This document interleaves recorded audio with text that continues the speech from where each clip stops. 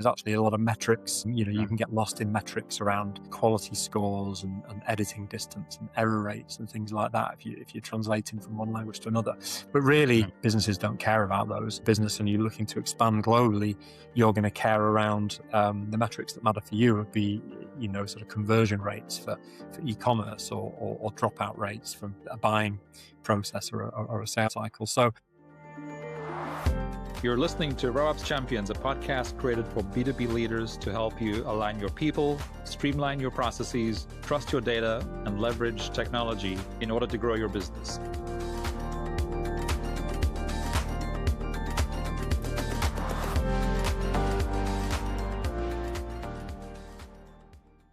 Welcome back. I'm excited to be joined today by Steve Maule, Vice President of Global Sales at Acclaro and a senior leader in the localization and language services industry.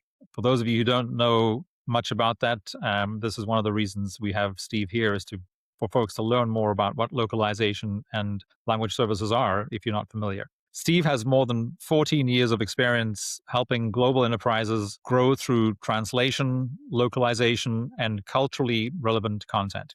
He has led global sales teams, onboarded blue chip brands, including Spotify, IKEA, Nvidia, and Disney, and contributed to over $100 million in revenue growth. Steve is a frequent speaker at Localization World and is known for his thoughtful approach to alignment, data-driven decision-making, and the balance between structure and agility as organizations scale globally. Steve, welcome to the RevOps Champions podcast. Thank you very much. It's a pleasure to be here. Yeah, so a lot of the things that you are passionate about and that you talk about a lot are, of course, central themes to what we talk about on the RevOps Champions podcast. So I'm looking forward to digging in, especially with your very special view on sort of sales, go-to-market, and specifically the importance of, as brands grow globally across languages. I think this is going to be a very interesting and unique episode, which will get a lot of attention from our audience who are looking at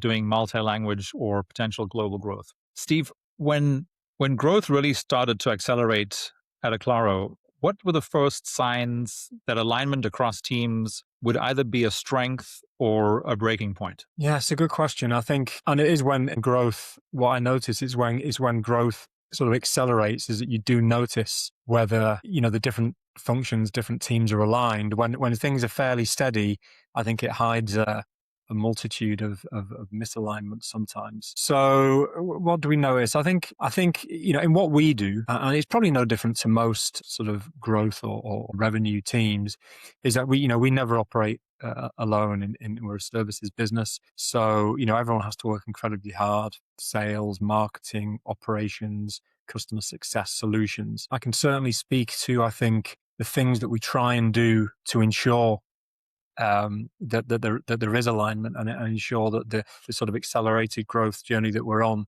doesn't sort of, show up any misalignment. And I think the things we focused on, Brendon, are sort of clarity first and foremost, and then related to that, what I'd call over communication. So, when I talk about clarity, I'm talking about clarity of the outcomes that the business, needs to achieve. Right. And, each of those different departments, the leaders of those are all managed in slightly different ways, have slightly different OKRs and KPIs. But the key thing is for us is to be really clear about what those are. So, for myself and my team, for example, it could be the value of the deals that we close. Could be the revenue that we generate from those deals. It could be, it is. And then for other teams, they're more managed on things like customer satisfaction outcomes, CSAT scores, that sort of stuff. So absolute clarity, on what those kind of metrics and what those outcomes are, but also what's the source of truth of those metrics. So, one of the things that we've done here is very clear, very accessible and shareable sort of dashboards, so that reporting is really, really clear. Everyone knows what each other is talking about and then where we are collectively, versus the goal. So I think that's one thing that's really helped us, Brendon, with alignment, is being absolutely crystal clear on the outcomes that we all need to achieve, because not one of the leaders in our team can achieve their own goals by themselves, if that makes sense. It's very it's all related. to Right. everybody else. Yeah. And then you talk about communicate, which, and I know at first can sound like either a good thing or a bad thing. But what are examples of for you of over communicating? It's essentially what you're saying is it about repetition? It's repetition, but I think it's a bit more than that. So I think repetition is very, very important. Otherwise, if it's not spoken about often, then my assumption, this could be anything, by the way, if it's not Yeah. spoken about often, then it's not important. Mhm. So, we need to keep the main things the main thing and speak about it often. But I actually think it's really important to talk about the why and not just the what. And I think wherever possible, what I've learned is especially with sales and business development professionals, it's usually not a great outcome if you just sort of dictate, okay, here's the goal, here's what we need to do. Ideally, everyone understands and buys into the why we need to do that. And then also ideally, I would say, as a sales professional myself, I like to try and shape the what. I like to try and provide input into, what should the goal be? What should the target be? And I think if there might be some exceptions maybe, but I think in what we do, unless we're inviting input from the team in those kind of conversations, I think we're missing out on some, a wealth of opinion and experience, really. Yeah. So I think, understanding the why, I think is Yeah. It reminds me of, I just recently read the book Primal Intelligence. I'm not sure if you're familiar with it yet. no, It's relatively new. And so that the author is Angus Fletcher, and he there's a part in it's incredible book and really well researched. He talks about one of the many things he talks about is the difference between internal communication and external communication. And it was a really good reminder on how simple internal communication is, and that's exactly what you just said, which is you start with the why, and then you just have one thing of how we're right. going to do that. If you do any more than that, you're essentially losing the impact of what it is that you're doing with internal communications. Mm. So it's got to have a very solid why followed by, and this is how we're going to do it. Which again, it just seems too simple, but apparently it's very effective. And it sounds like, based on what you just said, it sounds like you're on the same page. Absolutely. I think it's so important as well, though, because I think if everyone really understands the why, the what might change over time. We might Absolutely. need to pivot, we might need to rethink the outcome. But Right. if everyone understands the why, they can actually contribute to that. Yes. You're right. I think so. I think it is important. And actually, in what we do as a business, sort of putting aside my own role and my team for a while, we spend a lot of time talking about the why to our customers. So, what Acclaro does essentially is provides outsourced language services to medium and large enterprises. But really, we're always interested in why. Okay, why do you need this content translated into 25 languages? What, you've obviously got growth goal in different markets. You're looking to achieve global growth that's accelerated much beyond domestic. And so if we can sort of understand that in a very sort of homogenous and very sort of, it's very difficult to be unique sometimes in what we do. But if we can really understand that as true business partners and true consultants, it gives us an advantage. It gives our customers an advantage in sort of helping to build their programs of language. Yeah. Yeah. So you're actually speaking to my next question. So where you're starting to talk about where, an example of where clarity has helped, in your case.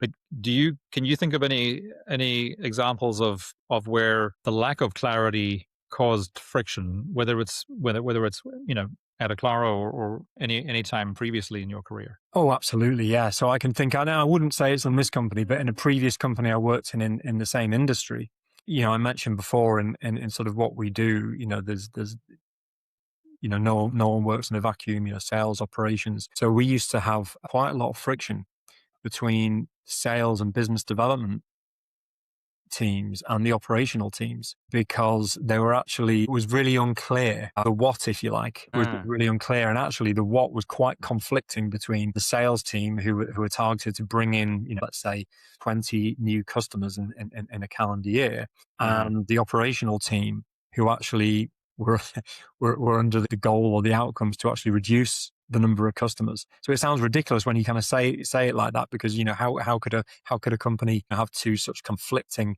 outcomes. There were good reasons behind both of them. I mean, one of them was more about operational efficiency, not trying Yeah. to sort of be everything to everybody, trying to do, Yes. trying to service, the customers that you had fantastically. Whereas in my team at the time, it was trying to really increase those number of customers. So I suppose, yeah, it was really unclear.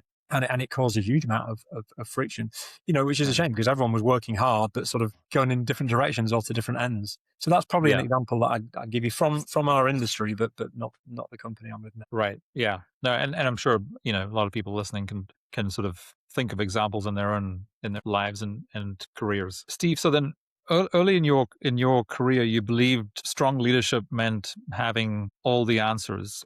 Uh, what changed your perspective, and how did that shift affect your team? How your teams operate today. Yeah, I think that's absolutely right. I kind of and I put that down to a number of things really. I mean, some of it was the culture in the organization where I first became a sales leader, and the second of all was probably like immaturity. Quite honestly. So it was just, again, you could even think about, did I really have clarity as to what I was expected to do? So I thought, my job was to sort of be very decisive, have all the answers, almost remove uncertainty, but remove uncertainty by sort of telling people what to do rather than, explain to them what needs to happen, the outcomes and the why, like we've just been talking about, and then have Hmm. them, if you like, contribute to what should be done. And I Sure. think this was in a company with a certain culture. We all kind of joined as real keen 20 somethings, just wanting to be taught, wanting to learn. So we didn't have decades of experience like the team I work with now has. But I think as the business becomes more complex and everyone matures and everyone kind of grows, you sort of realize if all the decisions have to be sort of either made or at least ratified or approved by one person, it becomes a huge bottleneck. Becomes a huge Absolutely. bottleneck. And actually, from a career point of view, puts a huge amount of stress Yeah. on the leader that, and you end up not performing Sure. very, very well. So, you end up, again, in my experience, trying to control things, trying to control the uncontrollable, which is maybe not a nice place to be. Yeah. Um, Yeah. so, um, so yeah, I certainly did think that earlier in my career. Yeah. Yeah, and I think that's also. I mean, you're not the first person to go through that realization. I mean, we talk about it all the time. It's often brought back to the education system. Whether you were educated in Europe or North America or South Africa, like in my case. Education systems are all pretty much the same, and they were all based on the Industrial Revolution, where you were after 12 years of schooling, you're led to believe that you need to have all the answers because that's how Mm, you tested, right? You need to. yeah. So you're not. We weren't taught. At least I'm hoping that's changing now. But I wasn't taught to be collaborative, which is really what I believe that is the future. You Yeah. were sort of led to believe that you need to have all the answers yourself. Yeah, no, So absolutely. Yeah, yeah, absolutely. I think that's a good point. I mean, if I think about my kids now in the kind of the latter stages of their secondary education, the things that they do, the collaborative work, the group work that they do, it was very, very different to what I remember. And certainly, because I mean, look, it's very easy to find, as long as you know what questions to ask, very easy to find the facts. The ability to sort of store and memorize the facts is, I mean, yeah, what's the point of that now? We've got AI to help retrieve those for us. So as long as we can ask the right questions, and I think right, that's what I'd say in terms of leadership as well. I think if I think about the sort of skills that I've developed a lot in the last 15 years, have been around asking better questions, creating that clarity, or trying to create that clarity and trying to create that space where people are absolutely fine with both answering the questions but also asking them back, if you like. I yeah, think as well, Brandon, and I've always been in sales or sales leadership roles, and I actually think it's one of those things that you get promoted when you're the top performer. You might be the top individual contributor, so therefore you get promoted to a leader right, of the sales team. Very different skill sets a lot of the time. absolutely, yeah, I mean, lots of companies do that, and sometimes it works. But oftentimes, I think the things that that individualism sometimes, and that drive, and that kind of I'm going to get through barrier after barrier after barrier myself. Those sort of things that do you really well as an individual contributor are often the things you want to avoid as a leader of people. Absolutely. Yeah, I mean, I think it's probably one of the most sort of notorious examples of what happens to really good salespeople when Mm. they're promoted to be a sales leader, and it's as you, to your point, it's a completely different sales skill. I mean, a set of skills you need to be a sales leader versus a salesperson. So Yeah, yeah, absolutely. My current boss, I've worked with him for about 6-7 years now, and he'll joke and he'll tell you that it took I think it was about 5 times of asking before I first took a sales leadership role under him, because yeah, I was I'd almost not been burnt, but I was just very happy after sort of a decade of sales leadership in my previous industry to be hmm an individual contributor here. yeah. So yeah, he always reminds me of that. Yes. Yeah. So, Steve, as the business has scaled, how did you decide where structure was essential and where flexibility mattered more, especially sort of in your sort of sales and or RevOps processes? Yeah, I think it always needs reviewing and calibrating, because there's a real balance Hmm. between structure and speed, and I think especially if the goal is to grow, that there is that real balance needed there. I think I joined this company 2 years ago, and one of the first conclusions that I made is that, wow, because I came from a sort of a same industry but a bigger company. And one of the things that I concluded was wow, these guys are really flexible, almost too flexible, almost too flexible, like very agile, and very Hmm. flexible. But like, where is the sort of structure? Where is the best practice? Where is that kind of structure to do that? And look, it was there. I'm not painting a picture that it wasn't there at all. But I think one of the things that we've done in the time that I'm here is we have put a bit more structure in place to really help everybody with the sort of the repeatable and the things that need to scale. So some clearer processes, some clearer kind of handoffs and templates. So to give you an example, we one of the things that I say we, myself and my current boss who joined the business at a pretty similar time, is we brought in a new structured way of qualifying new revenue opportunities, new sales opportunities, what we call a go, Hmm. no go decision. The idea is obviously we can't be everything to everybody. We haven't got the resources to do that. So we want to make sure we focus our time on those deals and those new opportunities where we're going to add the most value and we've got most chance of success. So we Yeah. developed a template, we call it the sales handshake. And that was an attempt to be very, very consistent and to put some structure into a decision that probably needs to be made several times a week.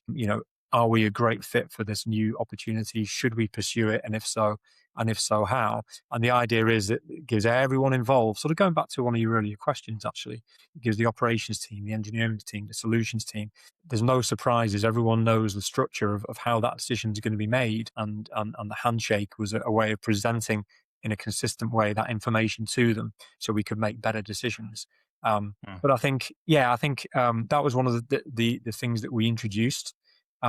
But we're really, really careful not to do away with that flexibility and not to do away with the agility. It's actually part of Acclaro's value proposition in the industry Absolutely. that we're in. Is actually a lot of our competitors are very structured, which is Right. fantastic for some use cases, but actually for a lot of use cases, it's not. Customers, we're an outsourced business process. We do sell outsourced language services. Right. Each program is different. So therefore, to be a really good fit, you do need to be very agile. You need to have a different program for customer X than for Hmm. customer Y, slightly, not completely different, not sort of make Yeah. it okay from day one from Yeah. scratch. But that's the feedback that we get, is that we're able to be a lot more agile, a lot more responsive than some of the much bigger companies in our Yeah. space. So we never ever want to get rid of the flexibility, but some structure I think really, really helps, especially if we're on the path to growth. Yeah, yeah. So let's dig into that a little bit, Steve, because I think even for me personally, and I'm sure for a lot of folks listening, one of the great things about the U.S. market where we are is just you have this massive market that tends to sort of operate in one language. So for a lot of US based businesses who aren't thinking about doing global business or doing multilingual business, this is kind of a foreign concept, right? No pun Usually quite- intended. So to tell us a little bit about more about sort of localization and language services, and I guess talk more about specifically about the services you provide and how that sort of takes shape for a client of yours? So like I say, it's outsourced language services. So yeah, I mean, somebody who'd be interested in working with a company like Acclaro, they would recognize that actually there's a market much bigger than English speaking. That could even be the domestic market. I mean, millions and millions of Spanish speakers in America and sort of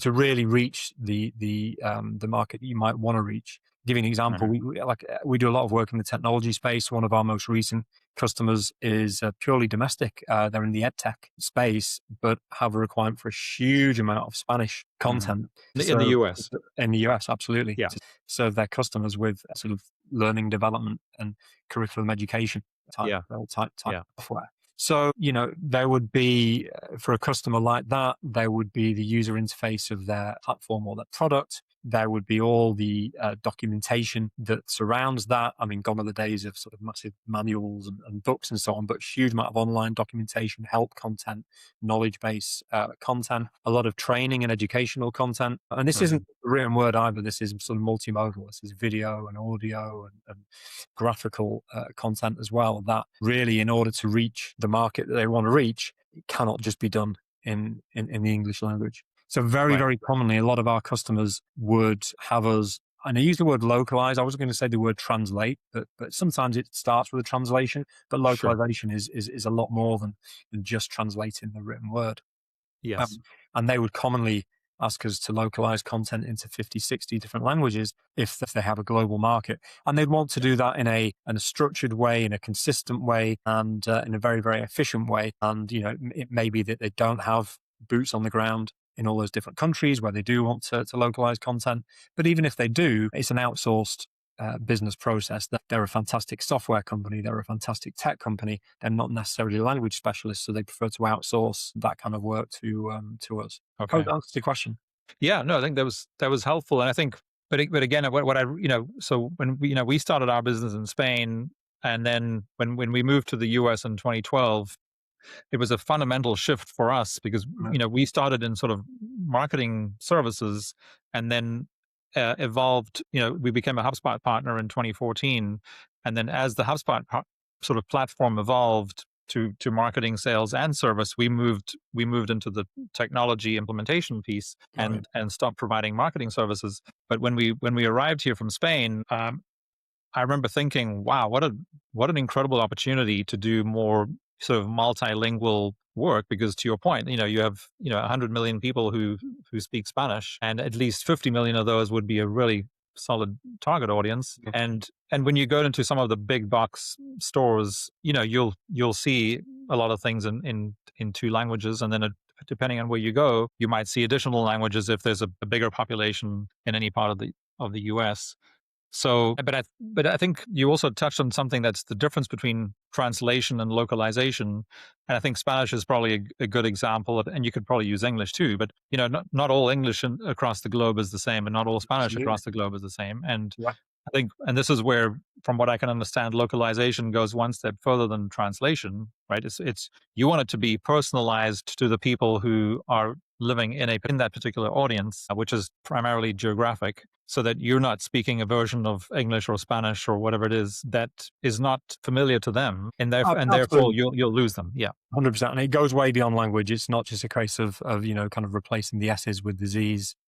Going from English UK to English US.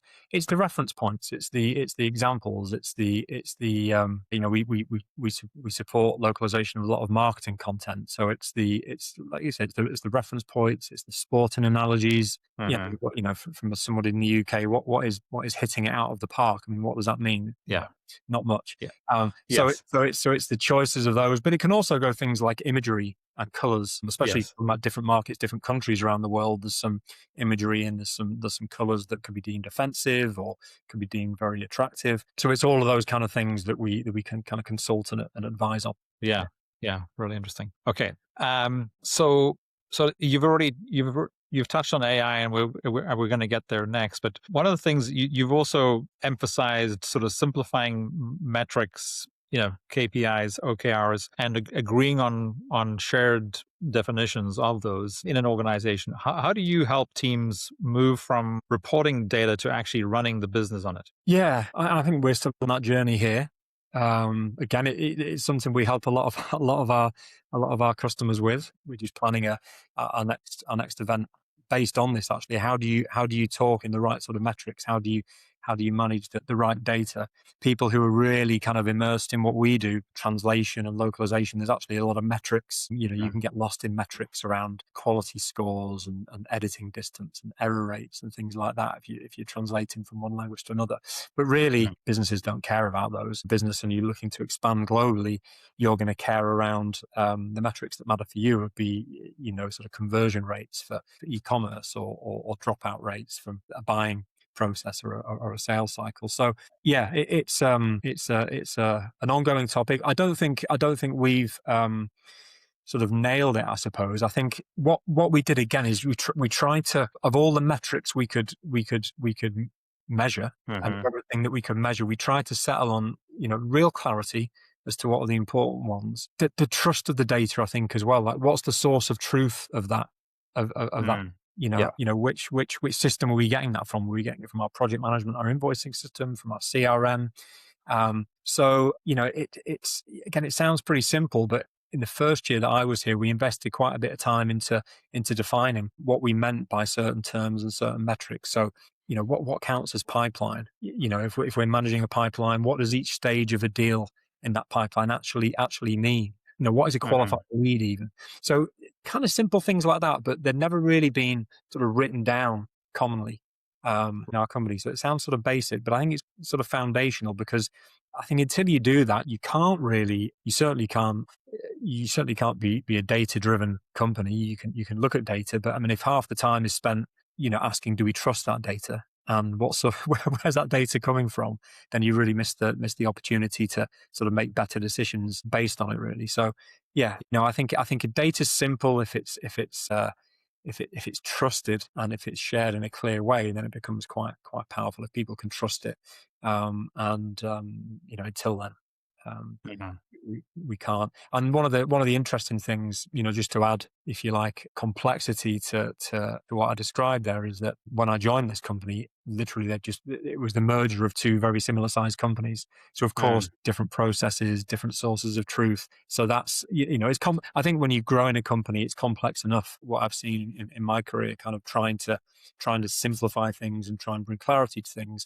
But when you've got two groups of people who are used to working in two different ways and two different systems, that just makes from two different countries, from two different continents, right? I mean, it's absolutely, yeah, absolutely. Yeah, that's a lot of a lot of moving parts, a lot of realignment that has to occur. Yeah. So I guess coming back to what you were saying at the very beginning around clarity and communication, and where we talked about the importance of why, and then what or how we're gonna do this. I think what you're talking about now, as far as being more data driven, is maybe if there is a third part, it's this is how we're going to measure it, right? Yeah, absolutely. This is how we're going to measure it. This is the system that it's going to be measured in, and this is what each of these measurements kind of mean. That's kind of the journey that we're on right now. Yeah. So I think you alluded to the fact, and again, it's been interesting to me too. Having grown up playing rugby and cricket and those the sports that you're more familiar with, and then coming here and then you have all these sort of baseball and American football analogies. I think what we all have in common, though, is people in business, as in sport, they like to know how to keep score, right? Yeah. And always, so what we need to do as leaders is figure out what does the scoreboard look like for the particular sport that we're playing, or the particular game that we're playing within a bigger business or whatever. Because to your point, like the metrics or the KPIs for sales are different to marketing, and that's different to customer service, and it's different to all the other functional areas of the business. But everybody needs to know what their scorecard or scoreboard looks like. Absolutely. And that's what gives them the ultimate clarity. And of course, the stronger the tie between the scoreboard and the why, of course, I guess the more clarity you'll have, right? Absolutely. And don't be giving me a different scoreboard every 2 weeks, because, there needs to be consistency, so Sure. people can see the kind of progress. But yeah, 100%. Yeah. Yeah. Even though, of course, I think this is one of the other things that we've seen, just through the conversations on this show over the last 3 years or so, is as businesses do scale and grow, they do start tracking different types of metrics, right? Yeah. So like one of them, that's been, so was a theme in 2025, was how certain companies, they get past the stage of pipeline being like the most critical thing to measure, to where they're now measuring, NRR, which again, most businesses that aren't at a certain level won't even know what NRR is. But again, I think what it shows you is that, there are different stages of maturity of a Mm. business, Yeah. and therefore stages of maturity for a marketing team or a sales team or a customer service team. As they go through this growth, eventually the KPIs are going to shift, because the business is becoming more mature, and you need to measure different things as you go, which is, I think, was a big learning for me in Mm. 2025. Yeah. Steve, localization, has been one of the earliest adopters of AI, and you've talked about, touched on various things, like you work very closely with marketing and sales, and so revenue teams in general, because you are essentially helping them connect better with their customers. And we were just talking about data, which of course, data, as we all know, is a critical component to be, for any organization to be successful using AI. So from both an internal sort of leadership and customer perspective, how do you see AI reshaping go-to-market teams over the next year or two? Wow. Well, yeah, I mean, I think, my honest answer is I don't know. I mean, it absolutely will, and it absolutely is doing it. And you're absolutely right. Our industry was one of the, it's kind of, you could say it's our fault, really, because the way that all the LLM developed was to drive things like, machine translation and automatic language translation, which has been, I mean, it's been around for sort of 40, 50 years. It's only the last 2 or 3 years we've called it AI. But I think it will absolutely change the day-to-day. I mean, it already is changing the day-to-day. If I think about, even if I'm using tools and my team are using tools like a CRM, like something like LinkedIn, third-party data tools, those things that we all use kind of day-to-day to help identify and help engage with and help research and help us position ourselves to understand the market and understand prospects. I mean, they're now AI native. So I'm sure lots of people listening to this will be taking minutes now that 2 or 3 years ago, what used to take them, an hour or half an hour. I know I certainly, if I want to research, if I'm planning for a meeting and I want to research a company, their market, their competitors, any sort of business relationship Acclaro's had with them in the past. I mean, literally, it's one press of a button, and I can get a detailed opinion driven by AI on that, and so it's a real time saver. But I think I actually think that's probably just scratching the surface of what can be done with it. I think, So my overall answer is I don't know. I'm as excited and as nervous as everybody else to see where that brings. But I think, going back to the industry that we're in, one thing it hasn't done, it hasn't replaced the human. It's And changed the won't, job yeah. of the human.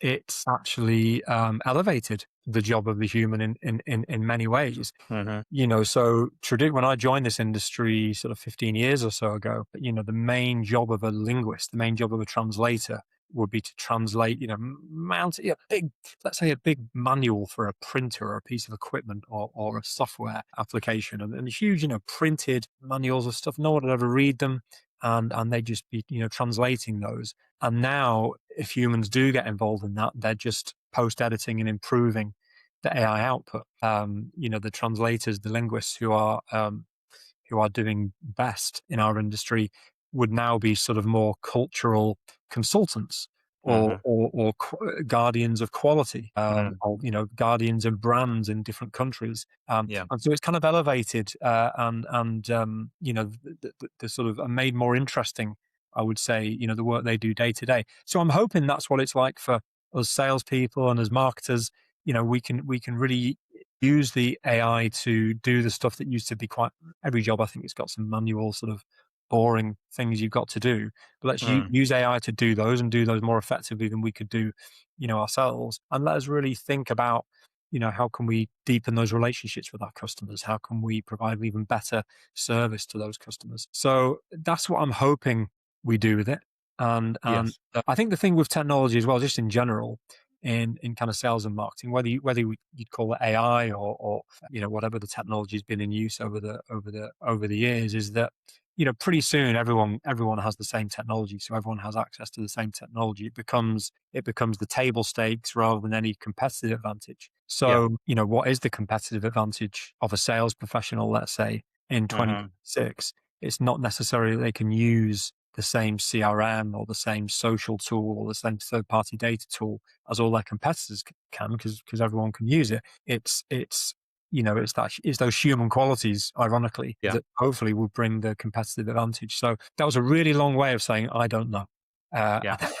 Well, but I think if I can translate what I think what I heard you say as you were, because I think it was really helpful to sort of hear you think about, from your perspective. I mean, I guess what I was hearing is that in the localization and language services industry, as with every other industry that is and will be impacted.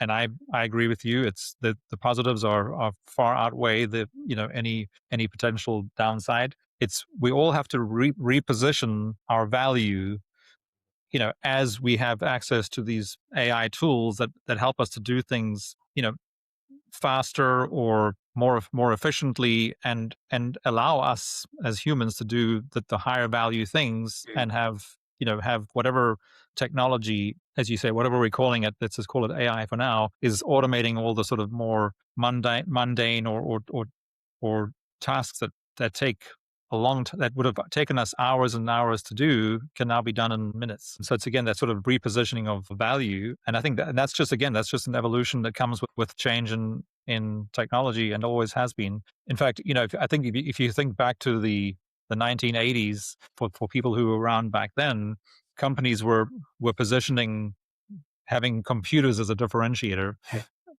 And which, of course, 10, 20 years ago, that was not a differentiator. So because there's a lot of this thing, oh, well, we use AI, and we're AI this, and we're AI forward this, and AI is built into what we're doing. And so, now everyone's saying there's no real differentiation, but it's just a human way of dealing with changes in technology. But ultimately, leadership teams need to make strategic decisions, which is, how is this shifting how we reposition our value to our clients or customers? Yeah, And absolutely. that's what has to be done. And of Yeah. course, that will most likely change how we're measuring all these things too. And No, I think you're right. And look, there's going to be something else that is called, there's going to be a development, and we won't call it AI, we'll call it something else, and that cycle will continue. So, I in the workplace when computers were a sort of a unique thing, but so I remember everything was web, and then everything was yes, mobile, and yeah, so I actually believe the term AI will stop being used or not being used half as much in the coming near future, actually, because it's just not a differentiator at all, and people actually get a bit tired of it, I think. yeah, um right, and that's the other thing I'd just say on that, is that it's so tempting, and if I had all the time in the world, I'd try and experiment with everything, but you just haven't got the bandwidth or the attention to experiment with something. And so what I try and do, and not always successful, but I try and think, actually, why am I kind of thinking about this new tool? Why am I thinking about this new platform? Is it just because it's AI and I think it's kind of interesting? Or actually going back to, now I think about it, going back to one of my earlier answers, have I really thought about the why? Do I know what I want to achieve by whether I choose this mhm, tool, that tool, or no tool at all? What's the outcome that I need to get from doing what I'm doing? And if I'm yeah, not clear around that, and this is the advice we give a lot of our customers, be really clear about that, because otherwise you won't know whether it's been a successful experiment, or you won't know whether it's helped unless you know the outcome that you're hoping to achieve. yeah.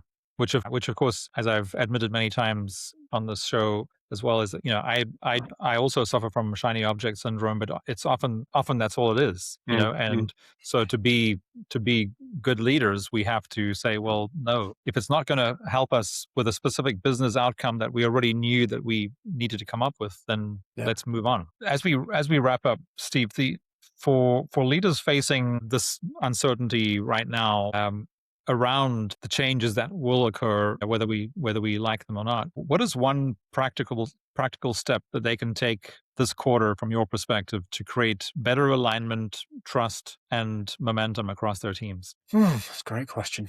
I think just in the environment we're in now, where there's so much experimentation happening, there's so many new things that it could be happening. I think again, I think back to one of your earlier questions about, I think I'd say don't try and have all the answers. Invite opinions, invite suggestions from the team. I think "I don't know" is such a powerful phrase. Uh, Um, that I try and use as much as I can, but it's true. Don't try not to feel the pressure to come up with the answer. Most of us, I think, will work in teams that somewhere the answer will be there, or the maybe not the answer, the suggestion for the improvement, whether it's an improvement in process or an improvement in workflow or in technology or on just the definition of the outcome. The Yeah, saying "I don't know" and inviting that input uh, from those around you, I think, that's certainly what I've been trying to do, and that's what I'll continue to do, because there's no way that um, I knew the answers back then, but certainly there's no way that I want to pretend to know the answers now. yeah, yeah. I think that's really good advice.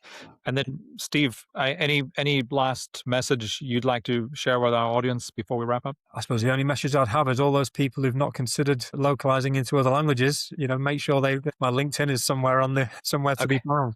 Um, Absolutely. Yeah, no, we'll put some links in the show notes. And again, for those listening, acclaro.com, ACCLARO, which I'm guessing is based on the Latin term for clarifying, which is of correct. course exactly what you're doing.